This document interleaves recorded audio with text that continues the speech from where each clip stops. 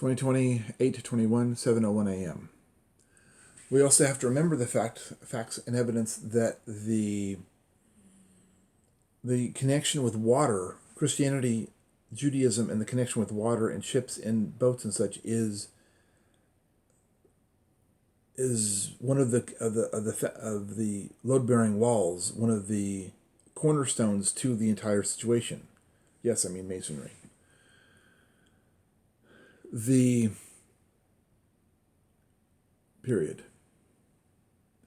The more you look at, the more you experience, the more you understand to be the Holy See and fisher of men, and the mitra of the Pope being a fish head, a fish helmet, fish head, a whale head in association with Jonas in the whale, and you have the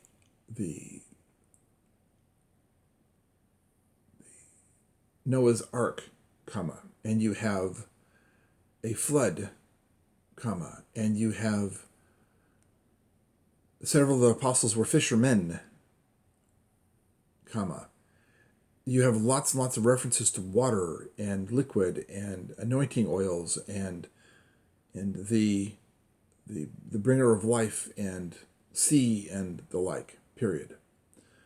You have all these references to this, so you have to have some reference, some aspects, some application to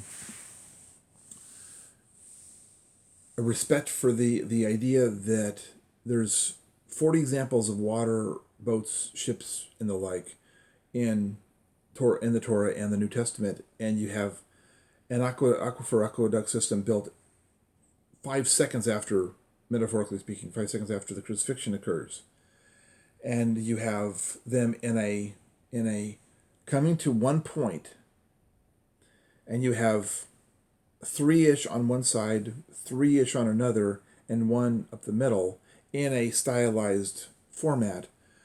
You have the menorah.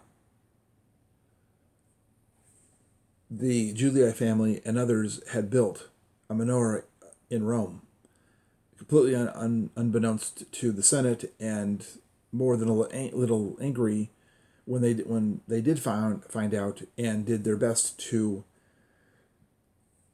destroy and erase. Period. New paragraph. Now, the next most important thing to know is that when the empire collapsed, the number one thing on the list to destroy was that menorah. They took up the copper. They took up the lead because it was causing psychosis.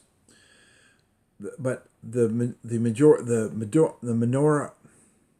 menorah itself was destroyed, but several of the other aqueducts were left in place. So there was hinting of the aqueduct system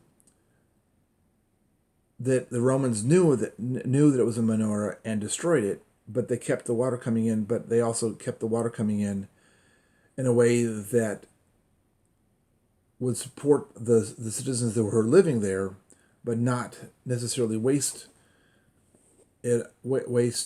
on, okay, we don't need that much water because we don't have 10 million people here. We only have only have a maximum of 100,000, so we don't need that much water.